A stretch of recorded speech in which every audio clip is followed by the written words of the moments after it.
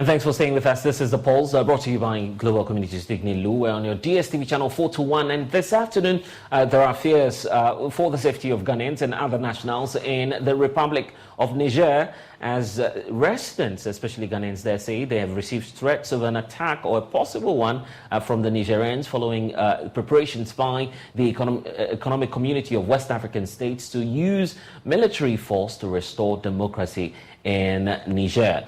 The country was taken over by a military regime after seizing power from the democratically elected president. Military chiefs of ECOWAS countries have been meeting in Abuja, Nigeria, deliberating on the political situation in the SAP region, and they say they have no choice but to send troops to deal with the situation. Well, I've been looking at the discussions happening after day one of the meeting, which will be wrapping up in the next 24 hours. Authority of ECOWAS heads of states and government at their extraordinary session held on the 30th of July 2023 in Abuja, Nigeria, resolved to use all necessary means to restore constitutional order, including the deployment of an ECOWAS military force if the democratically elected President Mohamed Bazoum is not reinstated by the Presidential Guard, which seized power last week. In furtherance of these directives, a committee of chiefs of defense staff of ECOWAS member states are holding an extraordinary meeting on the political situation in the Republic of Niger from now until the 4th of August 2023. Christopher Musa is Chief of Defense Staff for the Federal Republic of Nigeria. The political instability in Niger is a source of grave concern for us all. It threatens our shared vision of a peaceful, secure and prosperous West Africa, a vision that is impossible to achieve amidst political upheavals and disruptions to constitutional order. The task of restoring democratic governance in Niger is fraught with potential hurdles and complications.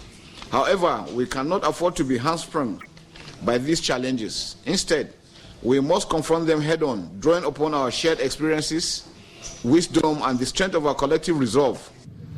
Niger's new military ruler quickly reacted by lashing out at neighboring countries and the chiefs of defense staff, as well as the international community, in a nationally televised speech Wednesday night. General Abdurrahmani Chiani warned against any form of foreign meddling and military intervention against the coup d'etat.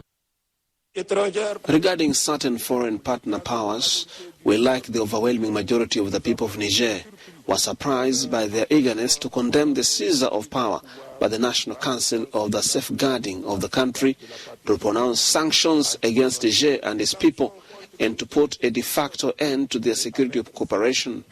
This hostile and radical attitude brings no added value neither in the resolution of the new situation born of the seizure of power by the National Council for the safeguarding of the country, nor of our hitherto common fight against terrorism. It is unclear the manner in which ECOWAS intends to deploy its forces into the Republic of Niger. However, Joy News is learning that the Ghana Armed Forces will contribute their troops once the green light is given. Dominic Nitu is Minister for Defense. As ECOWAS has given the junta a 1-week ultimatum to hand over or face severe consequences, including the use of force. After the 1 week, we will seek the direction of the presidents exactly what they will do. But I can say that the member states are ready. Meanwhile, the Commissioner for Political Affairs, Peace and Security of the ECOWAS Commission, Abdel Fattah Musa, tells Joy News that it is worrying that terrorism has implanted itself in the West Africa SAB region, and the trend, he says, is growing towards the coastal states.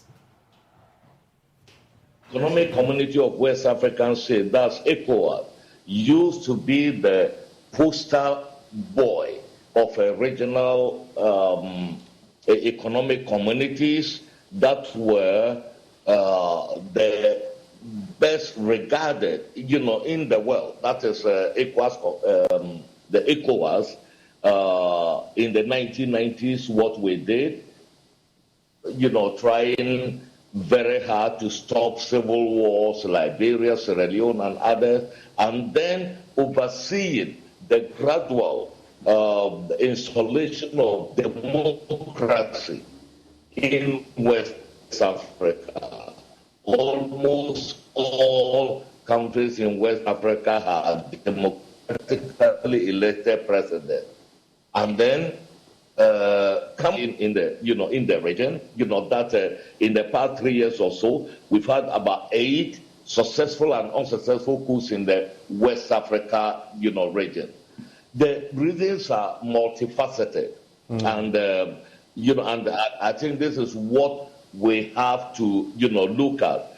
Terrorism has implanted itself in our sub-region, and as you are in Accra, you know the situation of refugees in the northern part of Ghana today.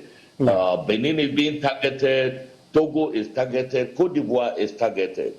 So terrorism is descending toward the coastal states of the Gulf of Guinea. Well, so exactly what's the situation as we speak in the sub-region, and what's been the worry for experts looking at the data that we have? Let's bring you some of the figures as we have them on this current situation. 84 attempts since 1990, 43 of them successful so far between that period that we're looking at within that year alone. It was known as a crisis period within the 90s when, of course, the sub-regional body ECOWAS wanted to restore order. They succeeded at some point, but then moving on, we know that 26 alone, of course, was a situation that we dealt with between 1990 and 1999. Moving into the next decade of 2009, the West Africa sub-region was dealing, and specifically talking continent-wide, we're dealing with about 36 of them, 13 between 2000 and 2009. And when you put these two figures together, you would obviously be getting the tabulation of over 40 cases that we're dealing with. But within the sub-region alone, 5 countries are under the control and entire regime that is known to be military. But how do we avert this, and how do we restore stability to the West Africa area? Let's bring in Dr. Ishmael Hulavo, is a political and international relations expert, joining us here for a discussion on this. We'll be connecting to Abuja as well together very late as well. We understand that there's a demonstration as we speak, pro-coup demonstration. That's the report we're getting. We'll find out more shortly. Dr. Hulavo, thank you for spending some time with us. So the ECOWAS military chiefs indicating that they have, of course, obviously no choice now but to just go ahead with the directives given by the heads of state. Do you feel that force is the way out of this? Good afternoon, and then good afternoon to your viewers. Force as a means of restoring democracy have quite an unpredictable end, because in any conflict situation where you have to use arms, no matter how you think that your opponent is not well armed, you cannot predict the end from the beginning. I also of results in this because Dr. Hulavo, we seem to be losing you intermittently. Doc, if you can hear me, just take that point for us again, because we are losing you intermittently.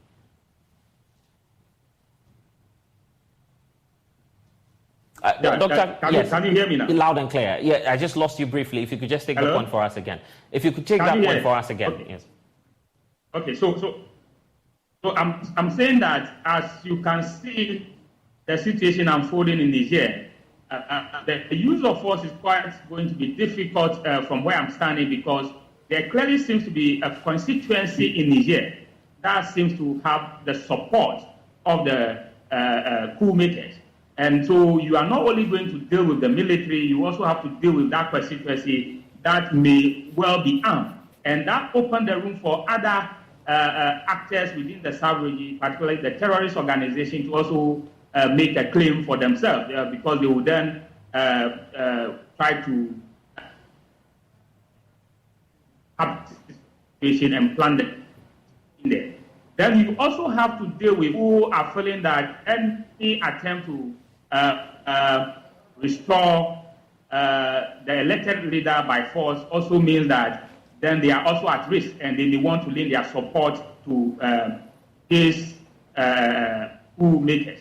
Then again, you must look at the geopolitical issues at play. If you look at it clearly, it seems that France has played a role that the people of Niger are not quite comfortable with. And therefore, they seem to be chanting slogans of Russia. And so we are clearly seeing that the geopolitical tension across the globe is already taking root in our sub-region. So these schools will become more and more because of this particular geopolitical issue. Formerly, you have a purely Western system where they could force any coup leader to hand over power. But now you have other powers who, their operation, do not actually meddle in your internal affairs, and that will be difficult. So I would say that the use of the military is not going to go the way as we are predicting, because then there will be also people at the other side who are resisting. So it's not going to be an easy task as we are seeing. So you may even take the war in Ukraine as an example, where Russia thought that it could go in there and quickly come out, but then it ended up being a protracted war. So the question then to the military chiefs is how prepared are they to take down the military of Niger? Now, if they are being able to take down the military, then we have the situation, will it be a purely ECOWAS effort? Will there be resources from other regions? Where would those resources be coming from? If these resources will be mobilized from the Western world, France, for instance, then it will be problematic. Then you may draw in other powers that may feel that they need to defend those who they think are aligned to them.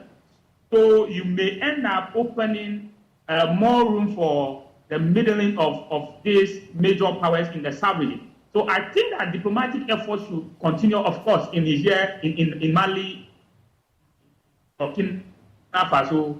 There have been engagement, and engagement are continuing. So I think the same sanctions have been imposed. So I think that there should be engagement. For the use of force, I'm not sure it will produce the result that we are all looking for. Okay, but my concern also is about Ghanaians living in Niger. They've confirmed to us that at least they've received threats, and the fact that if ECOWAS goes ahead to deploy its forces as they are threatening, then they will be the casualties, because obviously they'll be held, hostage by the military regime there. That's the fear, at least, that we're getting from Ghanaian nationals there. Do you feel that this is the time for the foreign ministry to consider a possible repatriation? At least we've seen France do that. Of course, if you are Ghana part of ECOWAS, so if ECOWAS is mobilizing to intervene in the situation militarily, I'm not sure that the operation will go so swiftly that you quickly get the coup leader and all the big guns arrested, and then the military will just surrender. So you have to get your citizens out of there. If the plan to intervene militarily will go on, then of course they must be evacuated, because if it happens that ECOWAS goes in there and meet resistance, then it turns out to be a full-blown war. Civilians will be hit, and Ghanaians living there will become casualties. Not only caught in crossfire, but of course the people of Niger, and of course the military of Niger, will see them as part of those who are fighting them, because your government is at war with them. What it means is that once we join ECOWAS to try to intervene militarily, to kind of restore the democratically elected government there, the coup makers would declare all the countries involved as enemies, and therefore your citizens as enemies. As you see, the ordinary people on the street demonstrating in Niger are also targeting foreigners, and therefore ECOWAS citizens will become targets once the plan of ECOWAS coming in militarily is confirmed. That it means that your government is against them, and therefore they will become victims of some forms of attack. So it is important for the Ministry of Foreign Affairs to consider bringing them home if the plan to intervene militarily will go on. We need to get them out. And these are some of the implications of it. It seems like as ECOWAS, we are virtually militarizing the cooperation, in the sense that if you take on Niger and you are able able to force them kind of restore the elected leader, you have not solved some of the underlying causes of the coups, such as the general absence of democracy within the region. And indeed, when we talk about democratic backsliding, there are various indicators of it. Some of the established democracy under elected leaders in this fabric today are virtually backsliding. When you have countries where elections are already won before they are organized, that is not democracy. If you don't deal with that, if you don't call out those countries openly and deal with those issues, you will end up on the ultimate of coup d'etats. If journalists are being tormented in their work and you don't deal with it, you will have the ultimate of coup. So coup is just a gradual graduation of some of this backsliding of democracy. So ECOWAS must look for structures that would address some of these backsliding issues. If you don't deal with the underlying issues, then you will continue to have to intervene militarily to stop coups, because coups don't happen overnight. It takes earth out of so many issues to lead to the ultimate where somebody thinks that the condition is conducive and I'll get up and organize coup. Right. So, for instance, yes, government have to address various democratic institutions. Here's the point. Over the weekend, we didn't pay too much attention to it, but it's instructive to know that our president was part of the meeting over the weekend on Sunday. He's supervised, chaired the community, ECOWAS, and during his time, at least we recorded two major incidents in terms of military takeover. Do you feel that he should have brought his expertise to bear, knowing that using force, as you, the experts, are telling us, may not be the smooth way out of this?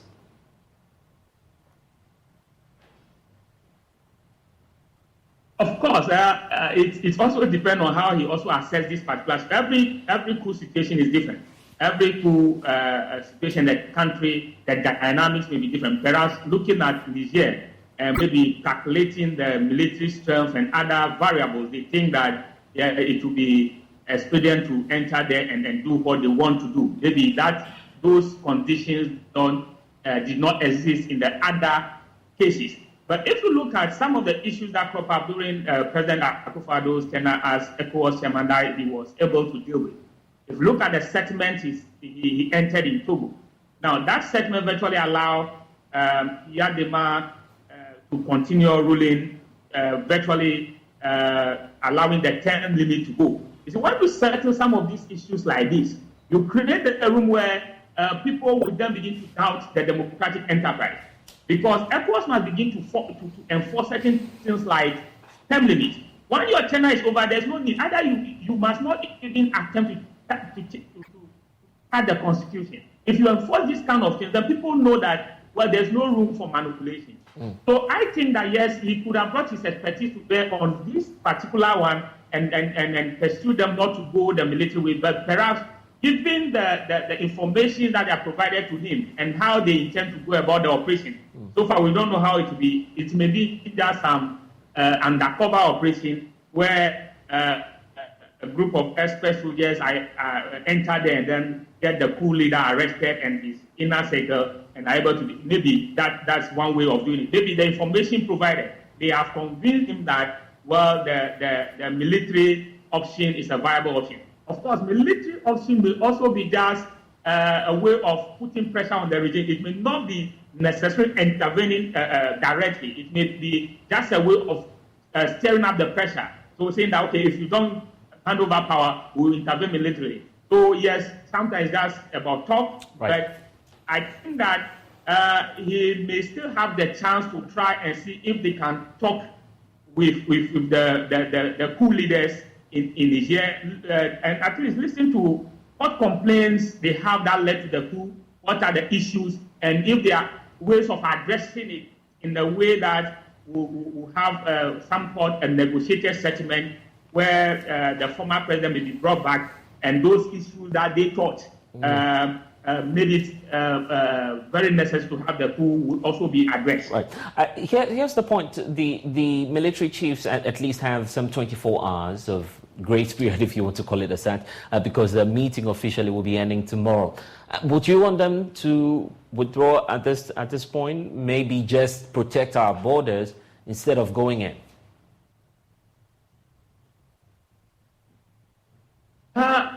Well, as I said, they have most of the military strategies. They have one of their plans. They have, because I'm sure before they want to go in, they want to understand. They have understood the military might of Niger.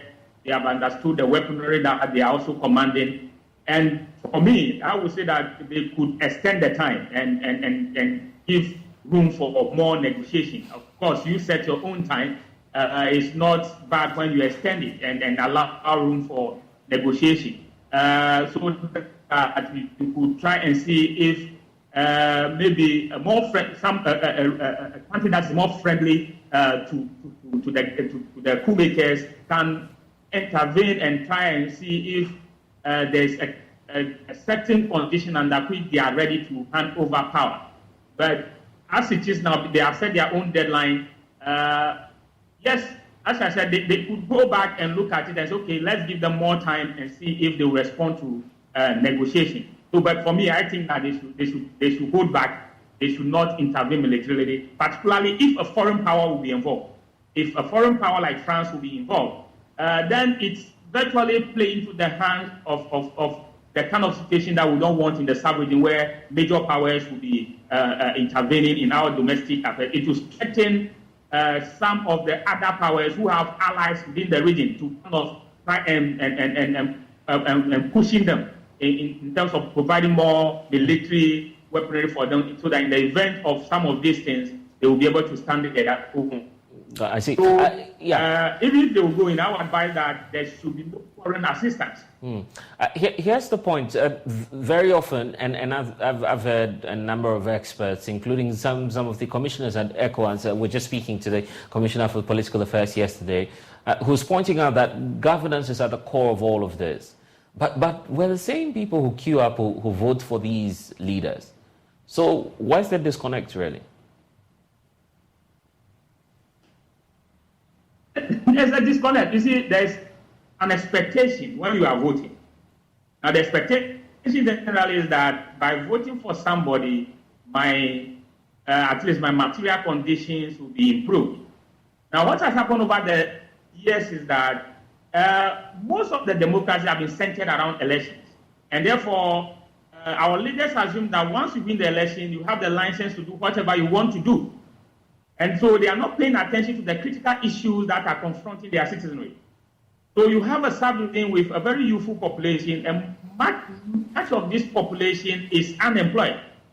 And therefore, frustration is getting into the system. And as we always said, when there's frustration, there's always the likelihood of aggression. So you are having a situation where once you win an election, it's assumed that you are democratically elected, therefore you have the license to do whatever you are doing. And the quality of some of the elections is just not there, where incumbents are able to kind of manipulate the system and get those they want to be elected. So when you have these elections that are very doubtful, and then the person who is elected take it to mean the premium to do whatever he wants to do, where even obviously things are not happy in certain policy direction, but because don't matter, then you have people who at the end will be pushed to the very limit, and anybody who seems to speak their and who will get support. So when we are talking about governance, it's not just about the election. Yes, election is the process of getting you elected, but governance means that attending to the very needs that you have been elected to attend to. Most of our leaders are not attending to those issues. They are not creating the environment for private businesses to grow. They are not creating jobs themselves, and they are not providing the very basic amenities that the people need. In this sub-region, we still have hospitals where virtually there are no medicines. Even the people could not afford where the medicines are there. So when people are going through some of these situations, and they realize that the leader is not so much concerned about their suffering, and when they see their leaders also living in opulence, where you have leaders who virtually are living a parallel world. They are living a different world from the people who elect them to lead them. then you have a problem of governance, because you are elected to solve problems. You are not elected to live a kind of life that is so distant from the problem. So and then, of course, the canker of corruption, where somebody gets political power within few years and becomes super rich.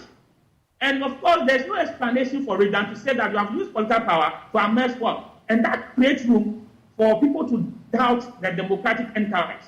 When the democratic enterprise is not fulfilling what people are expecting of it, then they will begin to question if this way of life is actually wealthy. So leaders must begin to pay attention beyond election. Once you are elected, yes, it's a mandate.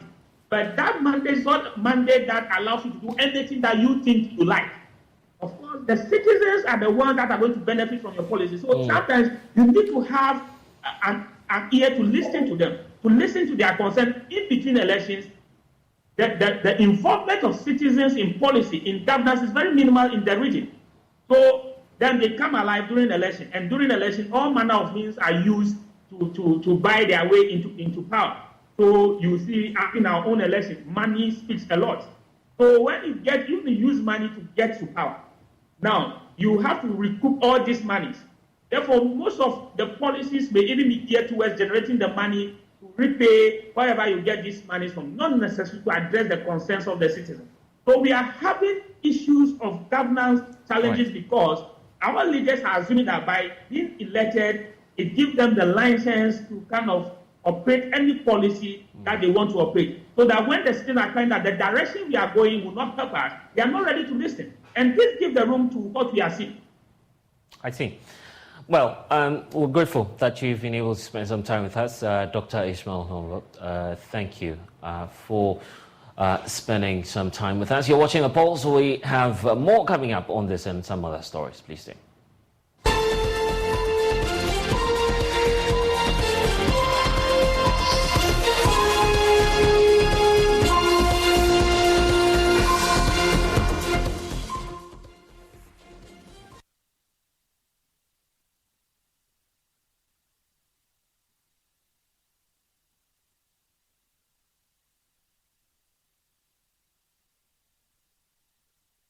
Of the EcoBank Joy News Habitat Fair promises to excite patrons in many ways. The West Hills Mall will host all relevant players in the housing and construction industry in Ghana from Friday 4th to Sunday 6th August.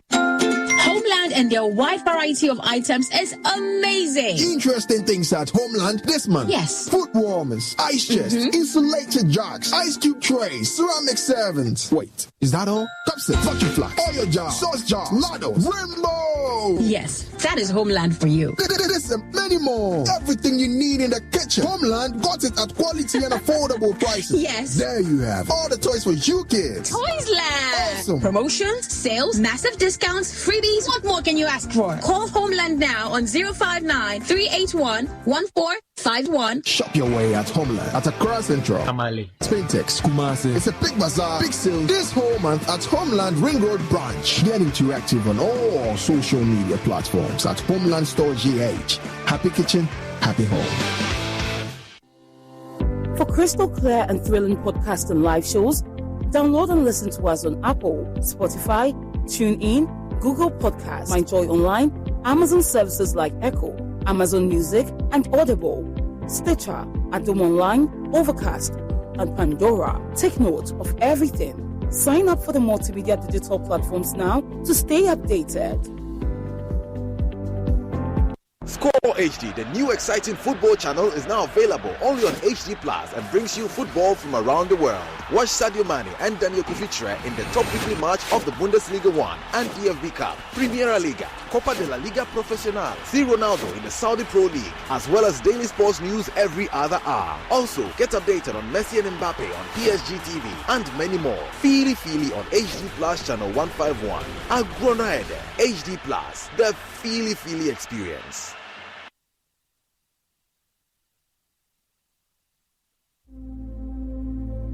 Imagine a family without a home.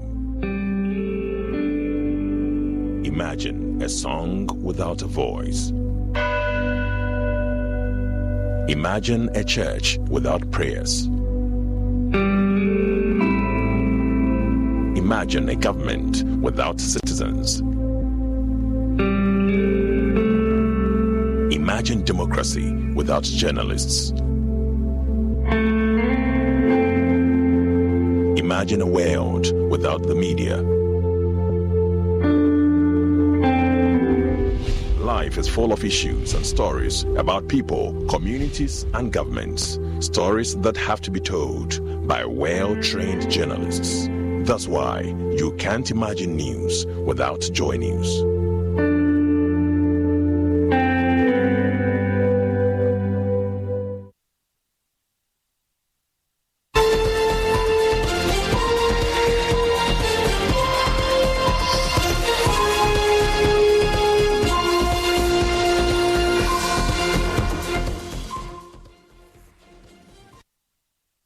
And this afternoon, the Public Procurement Authority is giving the approval for a transaction advisor to proceed to lead the process of identifying a suitable private sector entity with the requisite technical and financial capability of helping to dispose the Saglemi housing project, which cost the state some $200 million. It follows Cabinet's decision and directive to the Minister for Works and Housing. And the directive is that he's to dispose of the facility at the current value to a private sector entity to complete and sell the housing units to the general public to do further cost-cutting measures and to save the government some funds. But Joy News is learning that a new cost at almost $200 million after the assessment has been done will be required to complete the project. Sector Minister Francis Asenso-Boakye has been speaking to Joy News' Elton Brobe. So Ghana has a staggering 1.8 million housing deficit, but yesterday a bold attempt was made to reduce it with the launch or the sword-cutting ceremony for the National Affordable Housing Program. The aim is to reduce this deficit and also ensure that people have access to homes, especially for those who are wondering where they will lay their heads after possibly going on retirement or whilst in active service. The minister who is responsible for this novelty joins us here. Francis Asenso-Boakye is also the Member of Parliament for Bantama in the Ashanti region. Honorable Minister, you're welcome. Thank you. Yesterday was great. I mean, finally the sword cutting was done. The dream of people to own their own home could become a reality in the next 16 months. What went into deciding to go this way? Because we've witnessed in times past how government approached the housing industry and how government approached in terms of building to address the deficit. What went into deciding this model? Thank you. As I indicated yesterday, this is not the first time government is coming out with an affordable housing program.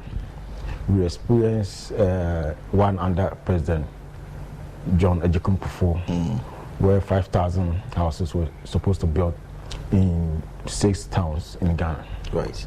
But it didn't achieve the expected results because of issues associated with the project conception and funding.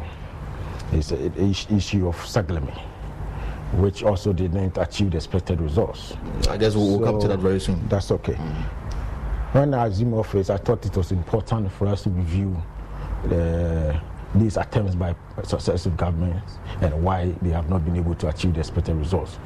And one of the things that we found out that government, first of one, was that there was no serious feasibility studies that were conducted for the last 2 major affordable housing programs, and therefore we didn't really establish the viability of the project before we committed funds to it. For instance, the issue of that of President Kufuor Affordable Housing Program, when President Kufuor left office, it was easy for the new administration to abandon it, right? Because no dedicated funds was put for that. The same as Saglemi. It's obvious that not enough work was done in terms of feasibility studies and all that. Secondly, we realized that for the 2 projects, it was the responsibility of government to find land, infrastructure, and the housing units itself, including the sale of the units. All these were going to be done by the government. 100% government responsibility. Yes. But this one, there's a complete departure. This one, government is only subsidizing these affordable housing homes so that it becomes affordable, so to say, for the ordinary Ghanaians too. How did we come by that? We realize that statistics shows that 60% of Ghanaians require some sort of assistance from the state to be able to access housing. That 35% can actually not access housing at all, even with government support. Meaning they can never own their own home. Of course, I mean, of course, but that's reasonable. Even in America, a lot of people, there are even homeless people in America. Right. Exactly. So, and only 5% of Ghanaians can access their own house, build or buy houses on their own without support. So, government decided to target the 60% of Ghanaians who needs government support. And how can government support? We look at the various components of housing construction. The cost. Land is key. Right. Infrastructure services on the land is key. But these are the areas that we thought government can easily absorb. Of course, government has some public land that we can leverage on, which we are currently doing. The Pokuasi land was a government public land, which the president decided that let's use it for housing for Ghanaian people. And the infrastructure on the land, roads, electricity, water, and sewage, drainage. These are traditional responsibilities of government. Right. So we are leveraging on it to reduce the cost of construction. It's believed that these can even constitute about between 30 to 40% of the construction cost. Once that is reduced, then it becomes affordable. So that we invite the private sector to come in and build and sell. Okay, that is the model. That's the model, right? And that is the prevailing model across many parts of the continent that we are using. Because we all acknowledge the important role of the private sector in everything that we are doing. So that government and the private sector will form a partnership to produce this affordable homes. That is the striking difference between what has been happening in the past and what we're currently trying to do. So in the past, government contributed everything. Exactly. Now government is contributing only the land and the other amenities that should come with it. And it is the developer to now provide the rest. Exactly. That is how come we are seeing, for some, the pricing appears to be on the low side compared to how much. Of course, because we believe strongly that it will contribute to the reduction of the construction cost by up to 40%. Okay, so that will mean that the price of the building can also be reduced by up to 40%. We'll come into who qualifies and how somebody can apply to own a home when it is done, hopefully in October 2024. But yesterday we were told that the entire sum runs up to $550 million US. Is that the figure? Well, I don't know who gave you that figure. I didn't say that. Right. But what I know is that government funding of the infrastructure aspect of the project is going to cost the state $47 million. $47 million. That is the infrastructure side. The rest, which is the housing units itself, are going to be funded by the private sector entities. They are going to raise their own money and build and sell. All right. So the amount involved, I mean, this has been welcomed by a cross section of the public, especially those who are looking forward to owning them in the future. But then also some have also questioned why you would not put that resources into completing, especially the Saglemi housing project, which has been outstanding for some time now.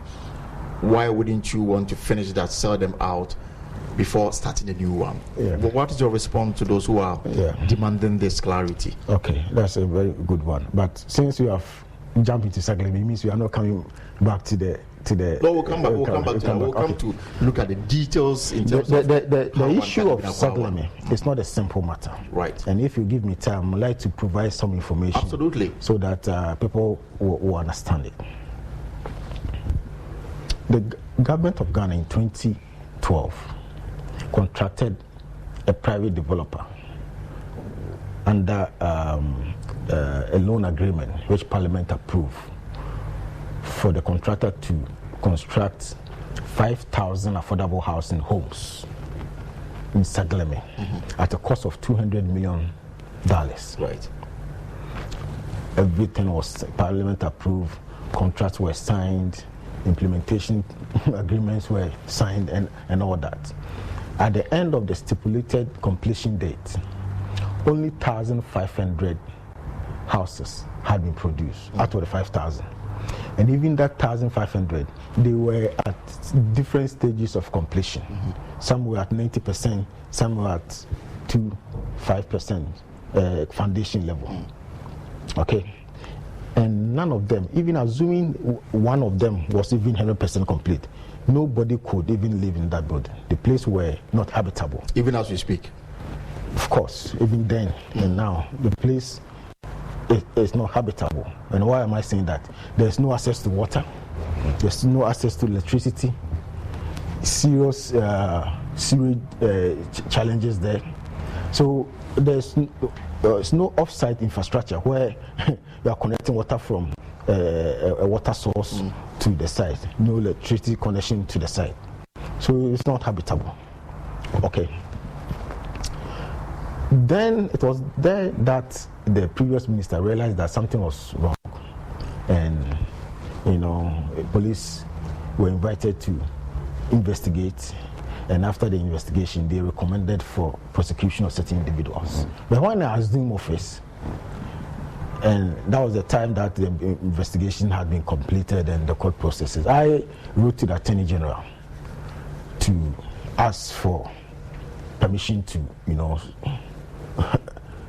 going to start the process of reviving the project, right, regardless of the court proceeding, which the Attorney General gave us the go ahead. Then we put together experts, to advise us on how much it will cost and all that. Then we realized that connecting water from the nearest water source to the site to cater for the 1,500 housing units was going to cost government $30 million. Water alone. In fact, Ghana Water Company the estimate was even higher, much higher than Community Water and Sanitation. And these are public agencies. Electricity, you got the estimate from ECG, $8 million to connect electricity from the nearest source to that site. Or outside the already $200 million that had gone into it. Yes, the $200 million had been spent already. Yet they were only able to produce only 1,500 who were not habitable. Okay. The estimates they provided for off-site infrastructure alone, we needed $46 million to provide off-site infrastructure. Now, apart from that, there are on-site works. Okay, these 1,005 units that are at various stages of completion. In fact, some had deteriorated, needed to fix some of them and all that. The estimate was that from AESL, it needed it was $29 million. There is a serious sewage system there that was not fixed. That one is 8,000. So you are looking at almost $100 million. There's a serious drainage challenge, without which it will be very difficult to live there. That one is $5 million. So the on-site works alone, including some amenities which will make it possible for people to live there, like school, like 1,500. If you put people there and you don't build a school, it will not make sense. Exactly. So when you put all that together, it was going to cost the state $140 million. $140 million. to be able to revive the Saglemi affordable housing project. And even with that, look at the distance. It's more than 2.5 hours from Accra to get there. Assuming government had the money and used that extra money to fix it, who is going to buy that property and live there, especially in that majority of Ghanaians are working in the city center? It's going to be difficult. Meanwhile, I had the program that I had presented to government, which we were able to launch yesterday. It's going to cost government $47 million to produce 8,000 affordable housing units. If that is done, it will be unprecedented. No government has successfully done that. But because it's a public-private partnership, government's commitment is just $47 million. The rest is going to be invested by the private sector, and they will build and sell. So that is the difference. That's the difference. Let me ask you a question. If you are a manager of state resources and you are confronted with these scenarios, $47 million to produce 8,000 houses at a location that is just about 20 minutes drive from the city center, and $140 million to complete 1,500 units at a location that is 2 hours, 30 minutes, and even more from the city center, where will you put your money to? At a time that is difficult to raise funds globally, after COVID and the Russian invasion of Iraq. Well, I mean, from my own point of view, I think that in terms of value for money, you go for the new initiative that you launched. But again, the question people will ask is, so therefore, what happens with Saglemi? Is it going to just be left earlier, I had come out to announce a cabinet decision, and I think President, when he was speaking, even confirmed that. Government thought it would be a good idea to invite a private sector entity to come in and invest. A private sector entity that has the financial standing and also the technical know-how to be able to change the whole project and make it attractive. Okay, there are other lands, as part of the Saglemi housing project that they can take advantage of and do new development, build a whole community, and make the place attractive with other amenities. All right. Yes. So today, for example, we're told that the PPA has opened up. Exactly. We sought the approval of the PPA to give us the chance to select some reputable transaction advisors to lead the process. We have started the process. Very soon, once we select it, the transaction advisor is going to guide the government or the ministry through the process. Because it's important that we ensure transparency and accountability at every process. I remember when I first announced that government is seeking a private sector entity to take over and complete it.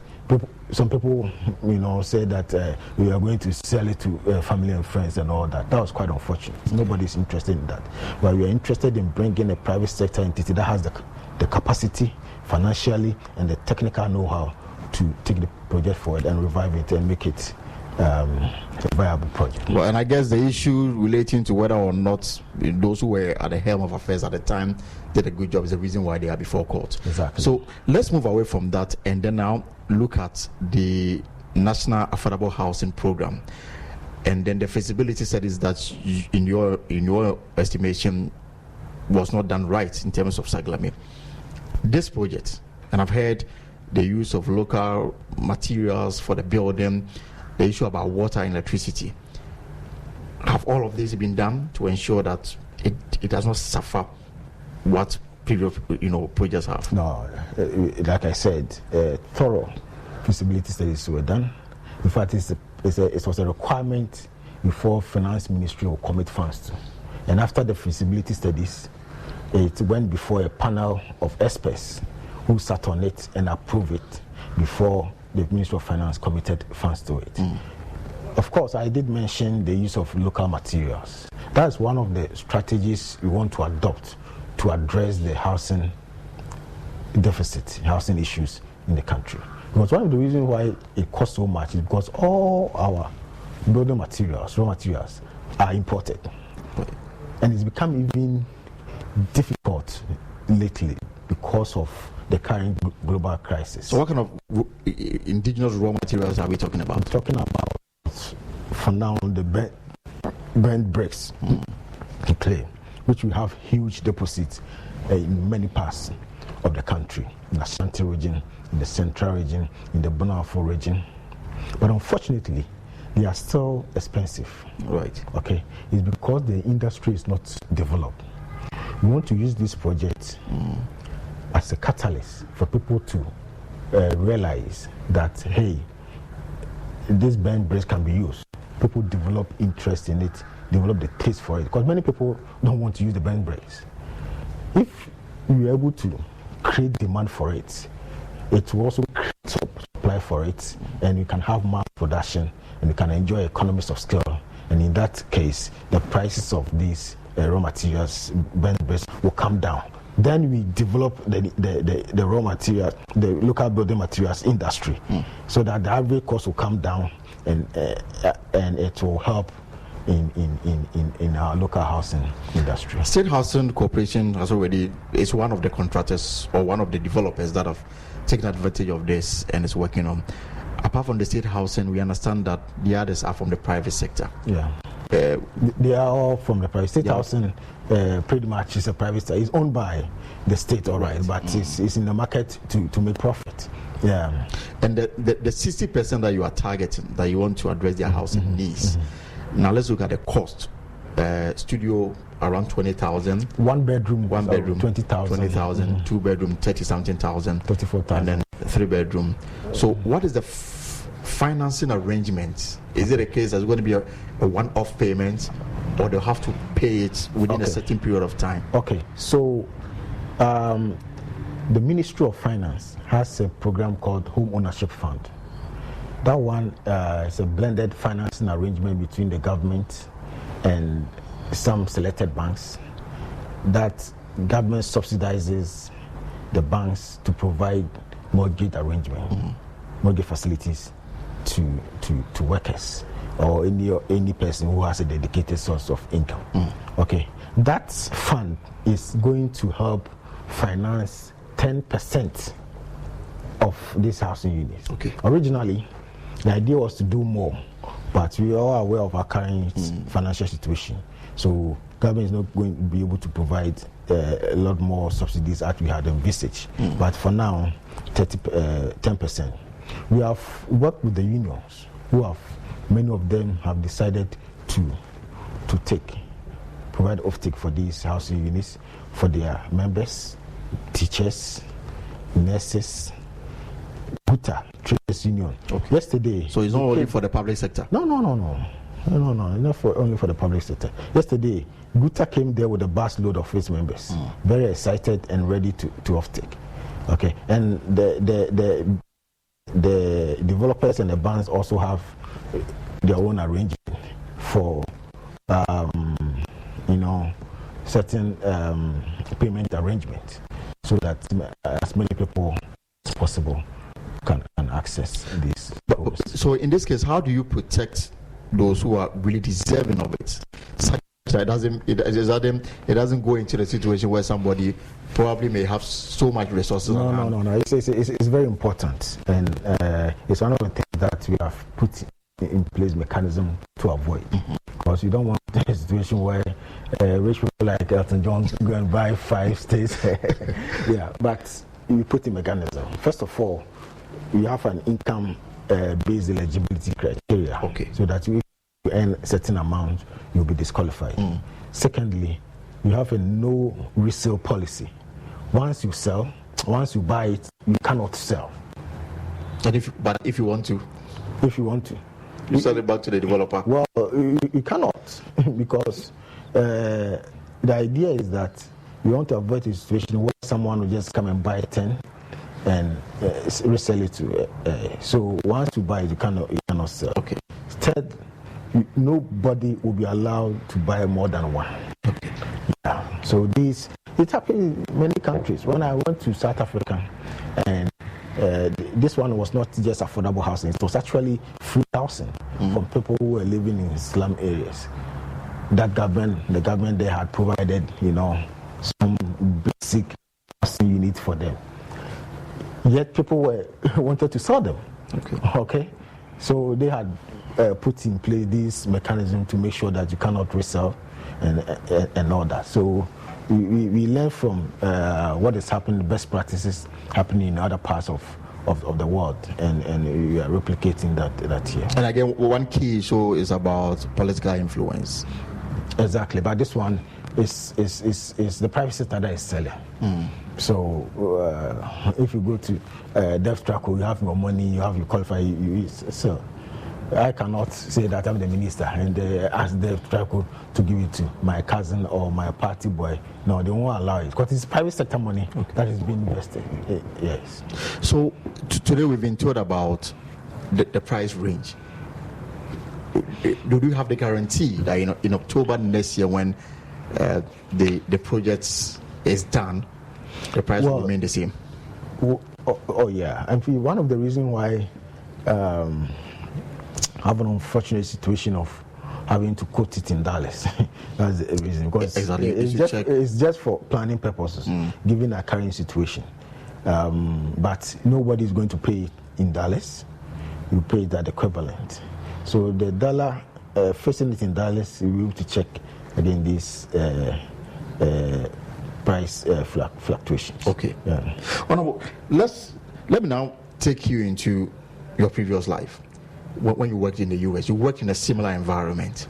Yes. I'm looking at the long-term solution to our housing crisis. And as a minister, what do you consider to be the long-term solution? Have we started the process already with this housing program? We started the process. I want to look at this in two ways. The use of local building materials. That is crucial. Because as long as we import building materials, even transportation costs alone, Elton, is with respect crazy. Right. And after COVID and Russia invasion, we all know the impact on transportation costs. Then again, having to import it, use foreign exchange to import it and all that has a huge burden on the final price here. So that is one of the reasons why we want to use this program to encourage the use of building materials, so that Ghanaians can even develop the taste for it. Many people wouldn't want to use the bench bricks, for instance. Many people. If you go to places like London, they do. That's what you see. They do. Especially. Exactly. The residential areas. Where the school in the US that I attend, every part is covered with bench bricks. And it's even the ambience is amazing. And when you use that in a very hot area, you don't even need air conditioning there. So it comes with a lot of benefits. But gradually, we have started program with, for instance, the producers and some event organizers who want to do sensitization across the country so that Ghanaians will develop the taste with a view to developing the market for it so that the prices will come down. That is one. The other side is also financial. Financing is an integral part of housing development. And we mentioned that I was involved in housing development in America. Yes, it's true. The advantage that they have is that they have a strong, credible mortgage regime. Okay.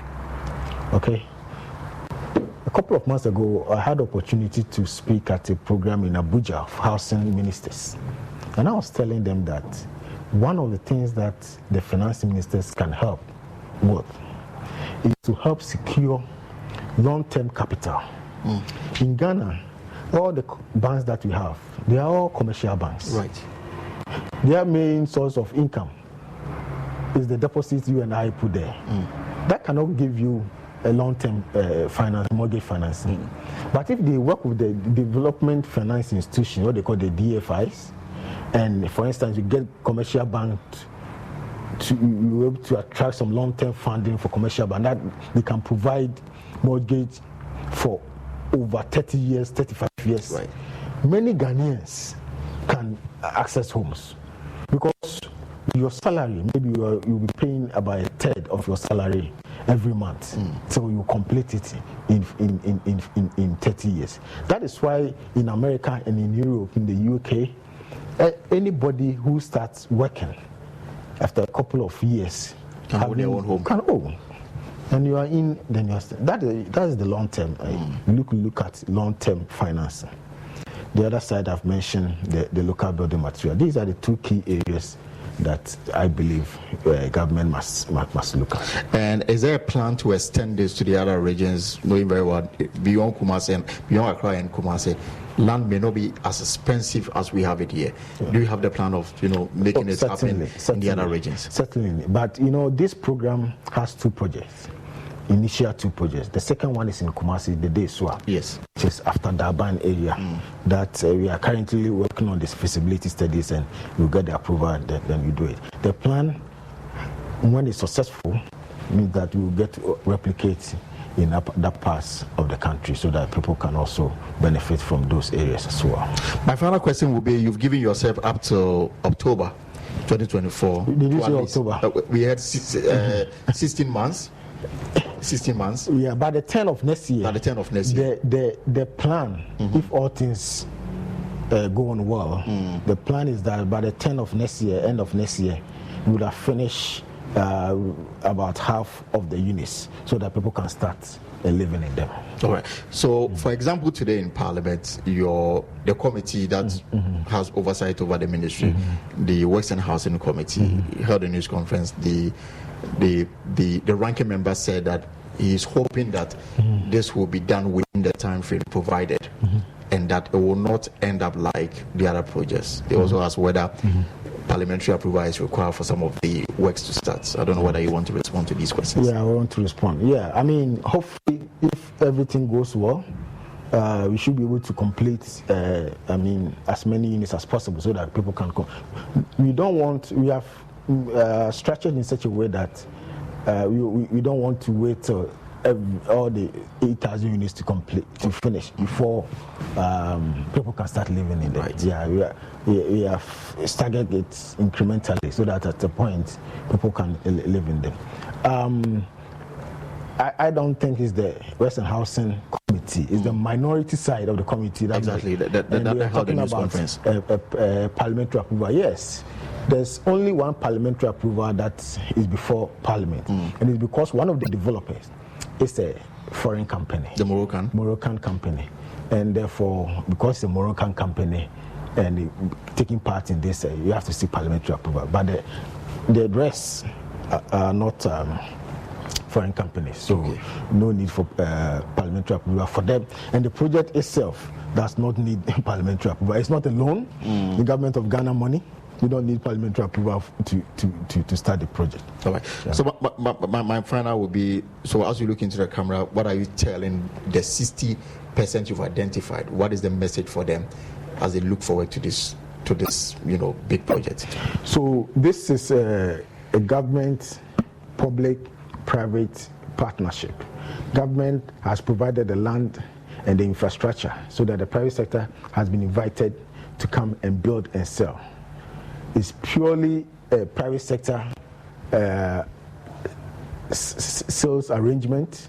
Anybody who is interested, the companies are there: State Housing, Dev Traco, Rehoboth, from Pulse and Adoha. The numbers are running all over social media. I will encourage everybody who is interested to call these companies and start having an arrangement with them so that you can access your own home. This is the best time that you can access a home for yourself. Mr. Minister, thank you very much for the opportunity.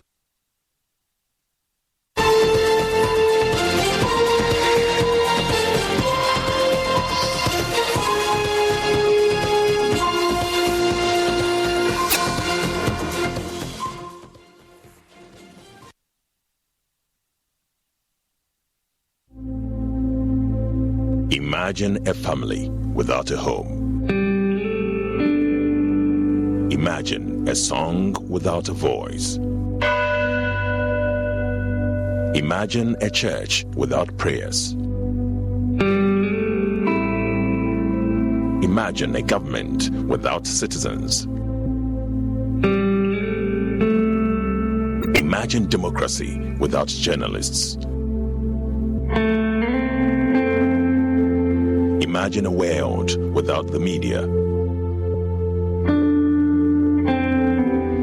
Life is full of issues and stories about people, communities, and governments. Stories that have to be told by well-trained journalists.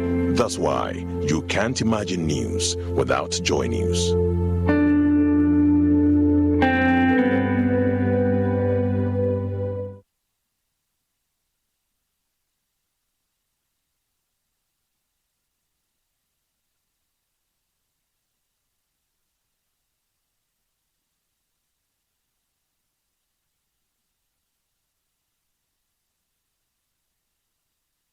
The second clinic of the 2023 edition of the EcoBank Joy News Habitat Fair promises to excite patrons in many ways.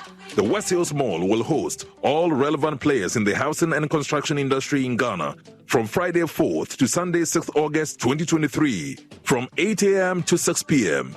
This year's exhibition is under the theme Home Ownership, Affordability, Comfort, or Luxury. Visit the clinic and engage the providers in the housing value chain on all your housing needs, be it financing, land acquisition, rent to own, outright purchase, roofing, lighting, electronic appliances, home security, or home furnishing. The EcoBank Joy News Habitat Fair is your one-stop shop for everything housing. To register as an exhibitor, please call 0244-260-653. There will be daily giveaways by the sponsors to visitors at the fair. The EcoBank Joy News Habitat Fair is in partnership with EcoBank, the Pan-African Bank, and powered by the Planned City Extension Project from Cities and Habitats. Rent to own, and sponsored by Elegant Homes and General Construction Limited, where quality meets value. Syntex Tanks, Air Strong, Air Tough, Clifton Homes, Beautiful Homes, Wise Investments. Visit CliftonGhana.com today. Global Lighting Center Limited, your solution to quality lighting. Gold Key Properties, building prestige since 1997. Springfield Estates, where dreams are built. Virtual Security, complete security solutions. Virtual InfoSec Africa, security solutions by design. EcoBank Joy News Habitat Fair. Affordability, comfort, or luxury.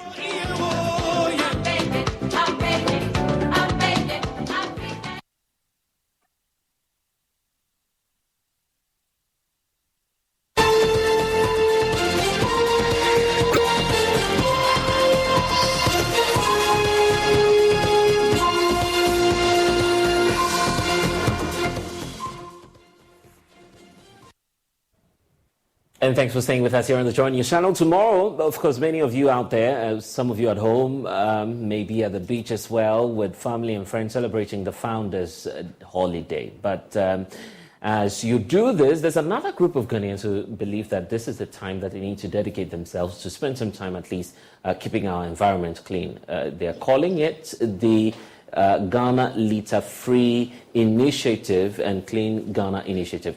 So let's speak to the gentleman all behind this. Kelvin Okran is founder of the Monsoon Foundation, I believe, and Gidisu Charles Doji is the environmental consultant for the foundation as well. Thank you, gentlemen. I hope I got the name of the foundation right, or if you can just get the name right. That's it, right? Monsoon. Okay, right, yeah. So let's talk about the idea. Why would you dedicate this day? I mean, many, of course, in Ghana would say it's a Friday, it's a long weekend. Let's go relax somewhere and have fun. Why are you making this all about cleaning Ghana? Well, we thought it wise that our founding fathers, they came together to collectively, contribute, to Ghana's independence. And for that matter, we on another side, we should also take the initiative to also come together and do something. Right. If you look at it typically, or holidays or special days like this, we get to relax. And we don't have anything that brings us together. So the Founders' Day, we thought it wise to get everybody on board. Let's clean our environment, which is one of the critical things that the country, is facing with respect to sanitation issues. So basically, that's the reason why you are doing this. Yes. I must personally congratulate you on what you're seeking to do. But why now, Doji? Because that's the question that always comes up. There are so many occasions and opportunities. Why choose this Friday to do that? There's a popular song we used to sing. I think every Ghanaian student knows it. Young Aran Assassin. Yeah. A line in it says that Adumini wants also say your baby at us. So at any point in time, in every generation, there are peculiar problems that people, leaders in the generation must identify and solve. Our founders, as my colleague said, during their time, there was need for independence. They were engaged in freedom fighting. Yes. They fought to, bring us out of colonialism. And that was then. That was what needed to be done then. At the time, yes. But now, we are faced with different challenges. And key among them is the waste mismanagement, which has become a crisis situation. If you are an expert in the sector, you will know that the waste situation poses more threats to us than even terrorism. Because you cannot talk about flooding in the country and leave out the waste situation. Yeah.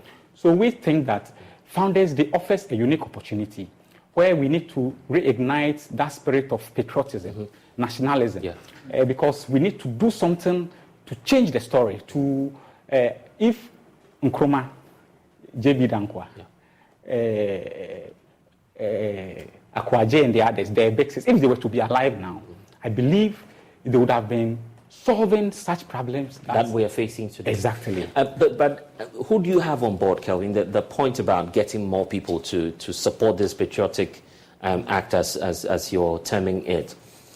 Do you have the youth on board? Do you have schools joining you? Or are you now opening that invitation to anybody at all to come? Well, interestingly, we have the traders, which is Makola, to do coming on board. We have the assembly, on board. The mayor, is on board. Oh, okay. So you have the local authorities also joining hands. Yes, and interestingly, we have actually extended an invitation to the current sanitation minister to also join us on that day. You're giving her too much work already. She just assumed that position. We feel this is the time. Yeah. I mean, like my colleague, right? We can't wait. We have to do something about the situation, and the day gives us the reason to do that. That's mine. Okay, if you want more, I mean, since you're speaking about the district assembly and other institutions joining you, how about the general public? Because we need to get them also involved. How can they participate? How can they be a part of the program? And which areas will you be so that anyone who wants to join probably could do so? Actually, our interest is to sustain a cleanup exercise across the country. And we are looking at working with duty bearers in every community. We are looking at working with everybody because everybody generates waste. Our first exercise, which is tomorrow, we are working with, as my colleague said, the city authorities. We've extended invitation to the regional minister and the coordinating council. We have invited the fire service, the Ghana police. We have invited Kantamanto Traders Union, Makola, Rawlings Park, Tema Station. We've invited Kimbu Senior High School. They live in the neighborhood. We have also used other platforms to invite the general public. That's the reason we are here as well. So we are hoping that by virtue of this interaction, the public will also be informed and also join the exercise. Kevin, you wanted to come in? Yeah, it will interest you that the Labour Minister also, when he heard about this exercise, decided to also engage his workforce to join us on that day to do this exercise. Let me find out. Are you seeking to bring back I think we've seen this before, where we have a national, sort of like every month or periodically, that's a day that's declared, and then we shut the businesses, do a little cleanup, and then is that something similar that you're targeting? Yes, we are looking at every week. Yeah, but however, the main target, the main goal of this exercise is to encourage waste segregation, for which we believe that waste, we call it green gold, because waste is not waste as we see it. As you see it, it's a resource.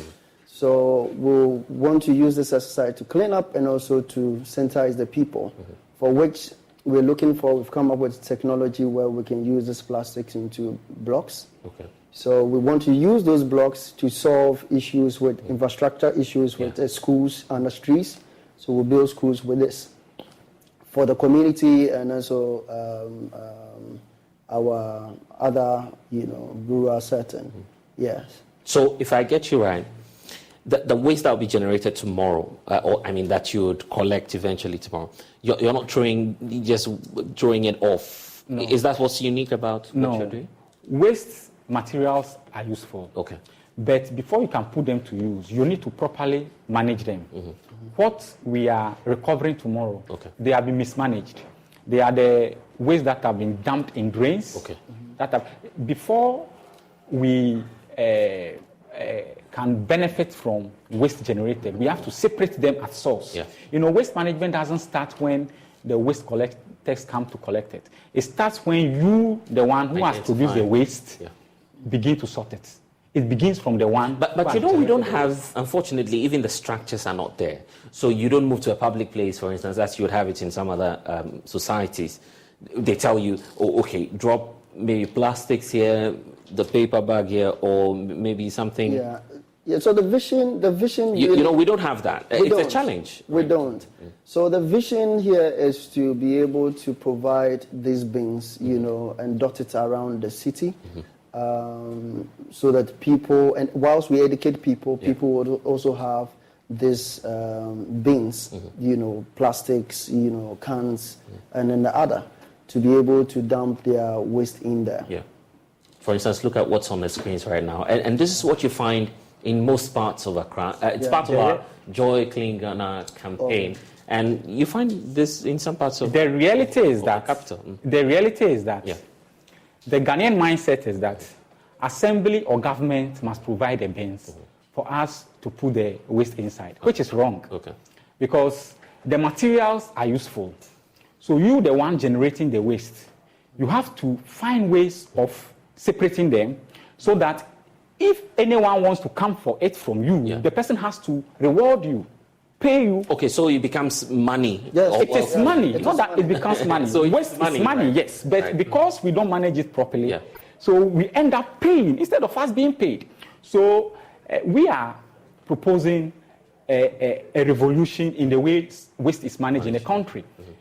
Instead of people waiting, like you were saying, that the bins and the infrastructure is not there. Okay. We don't have waste management, system in the country, because a proper waste management system has to start with waste generation. Then along the value chain, we have different activities along the value chain. From generation, we have the storage, transportation. All these things cannot be done by one person. So they should be bringing in money rather than you spending. Of course, every assembly in the country must generate money from waste management. It is an error that assemblies are spending money on waste management. It is an error because actually, it doesn't sit well with me. Excuse me, it doesn't make sense to me. Maybe because you are the expert, so you're very passionate about yes, it doesn't. It doesn't sound well. Let's get some of the stories. And Kelvin, I don't know if you've encountered such stories where people are cashing out, quote and unquote, out of proper management of waste. Do you have people earning some money, decent living out of that? Yes, yes, in other jurisdictions, and even in Ghana.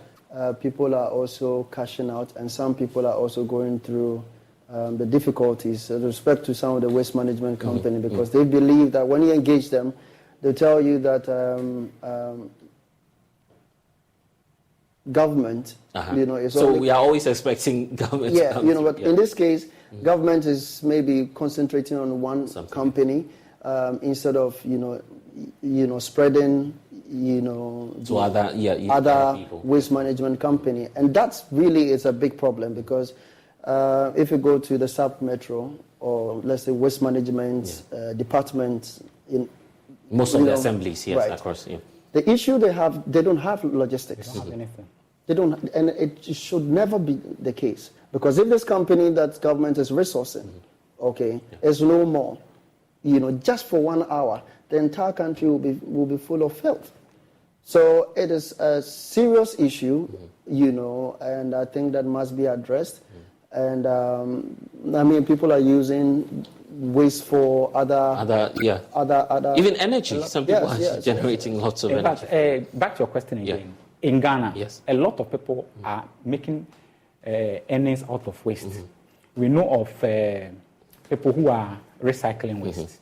We know of people who go about with their tricycle to take waste from places that the main service providers. And now mostly the focus is on the scrap and also the sachet. Because you see, because somebody has created value for that particular waste category.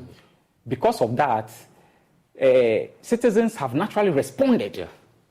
And that was the point I was making earlier, that when we create value for the waste, everybody will manage his or her waste properly.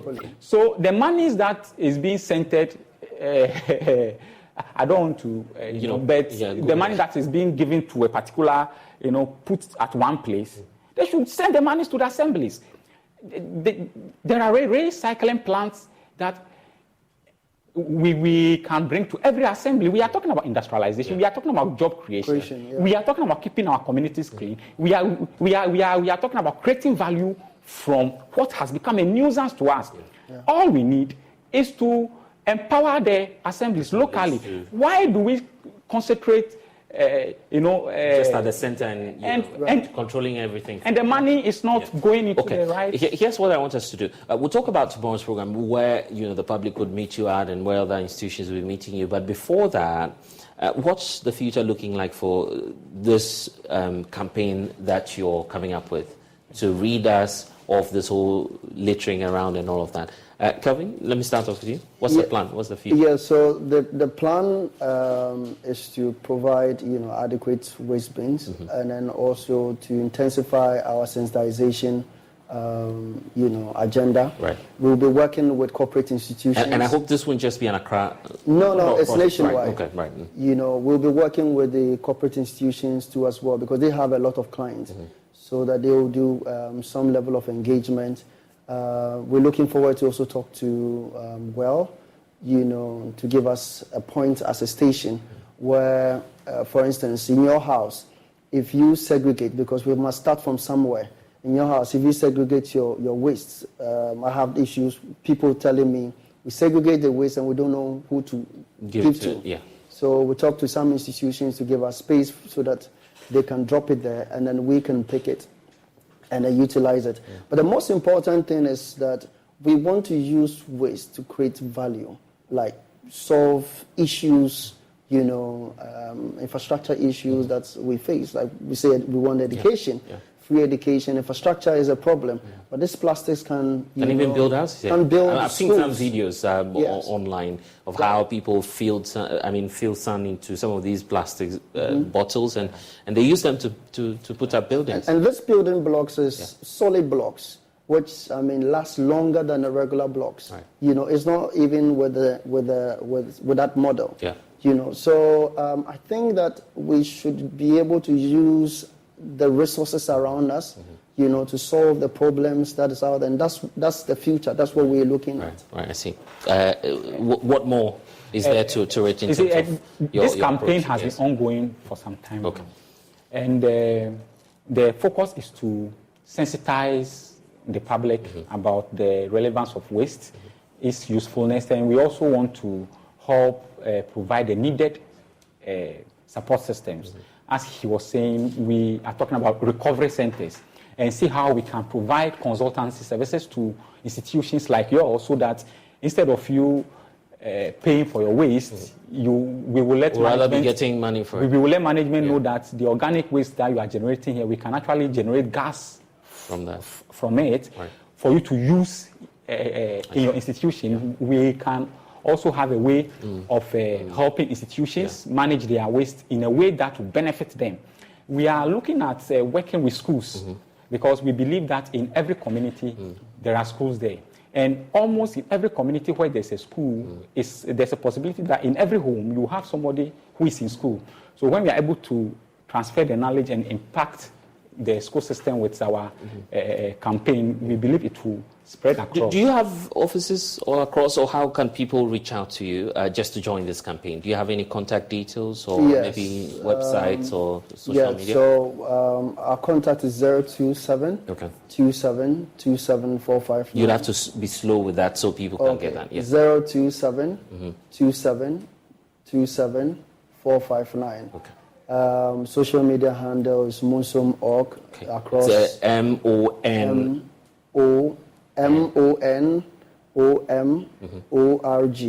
at all the social media. Right. Because people need to reach out and people need to join. So let's talk about tomorrow as we wrap up. For you, what are you looking forward to? Who are you expecting, and what do you have to share with the general public? When you go to Accra Central, as we speak now, almost all the drains are choked. And there's stagnant water in almost all the drains in Accra Central. So tomorrow we are looking at removing the fields to ensure that there's free flow of stormwater. Otherwise, the possibility of flooding happening in those which we've seen already. It will be worse. It will worsen if nothing is done about. So we are appealing to the general public, particularly those residents in Accra. Even if you are not resident in Accra, Accra Central is where everybody in Ghana, almost everybody in Ghana, even West Africa, come to Accra Central to do business. So we are appealing to the general public that even if you are not able to come, you can support us with logistics. You can support us to feed our people.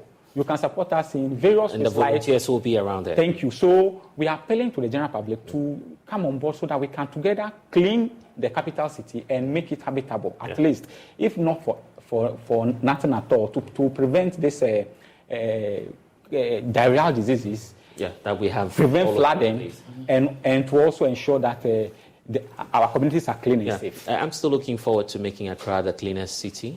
You believe that, Kelly? That's our vision. I mean, we can. We can. We should. It is not beyond us. You know, it's not beyond us. I've heard people say, "You sure you want to clean? You can handle the whole of Accra Central by yourself?" I said, "Yes, we can. It is possible. We just have to put our minds to it, and collectively, as we're doing.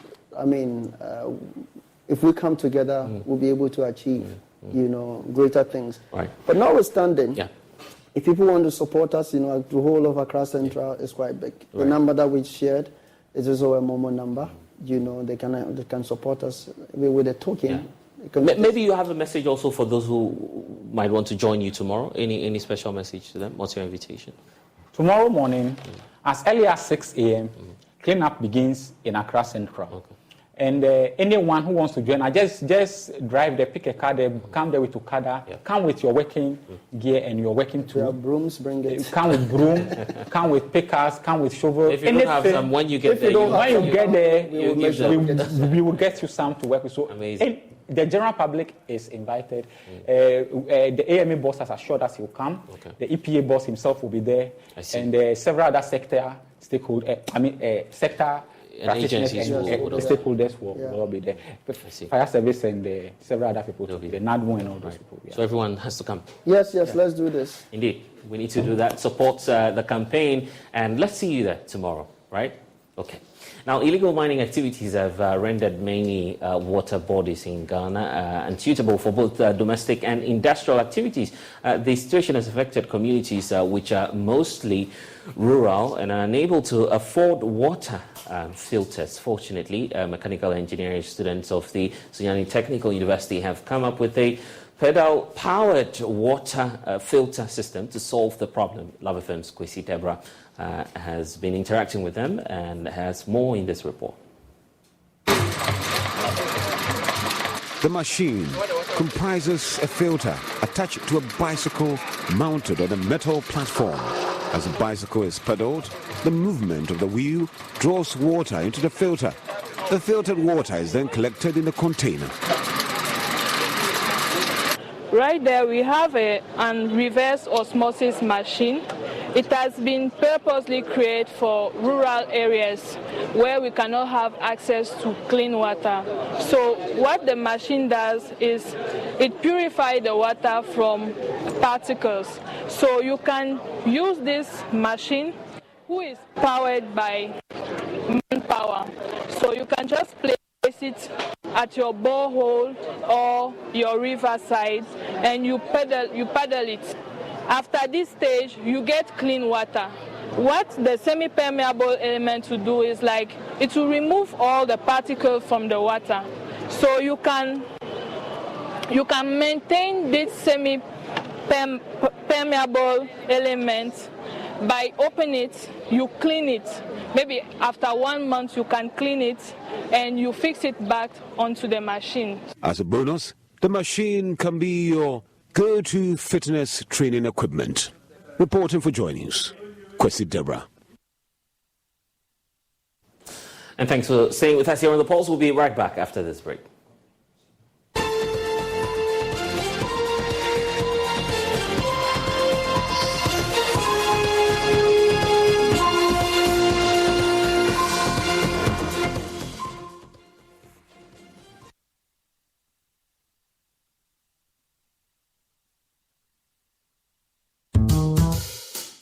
Smile, Look lively, okay?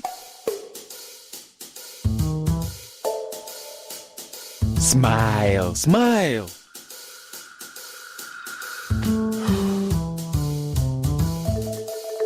Is the money too small?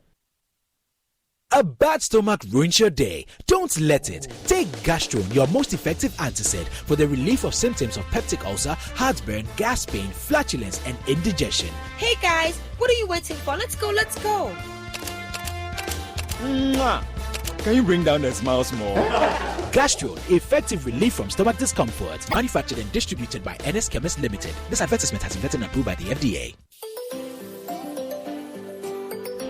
Daddy, this tank is big. Yes, that's true. It can store a lot of water. That's so true. Wow, it has a working tortoise on it. That's so true. I can see SINTEX. Syntax. That is so true, my daughter. When it falls down, it will spoil. That's not true. But why? Hey! Syntex was the first to introduce double-layer tanks in Ghana. Syntex again was the first to introduce white inner layers in Ghana. Syntex gives you the biggest warranty, 7 years. No matter your water needs, Syntex is the answer. Syntex tank. Are you strong?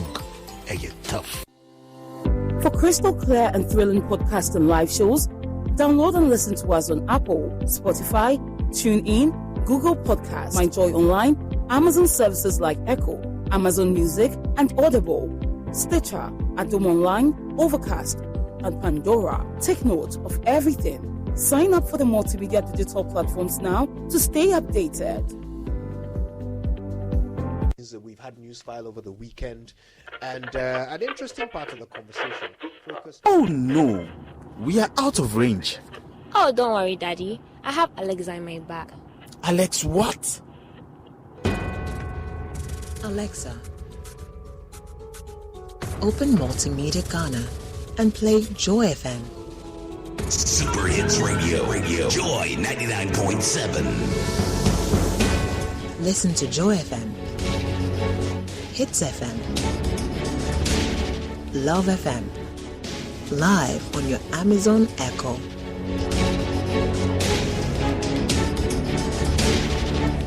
Listen to your favorite multimedia radio stations live on your Amazon Echo device by saying, Alexa, open Multimedia Ghana, play Joy FM or Hits FM or Love FM.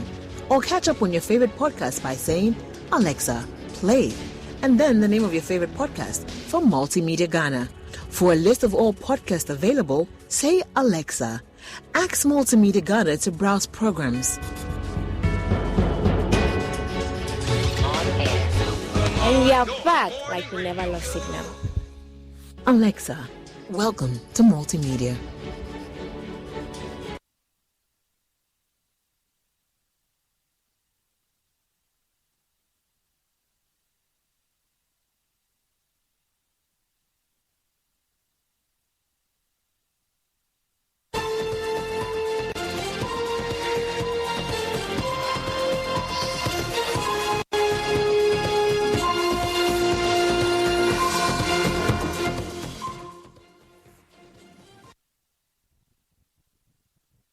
And that's all we have for you in this package of the Pulse. I'm Blessed Sugan. Log on to myjoyonline.com.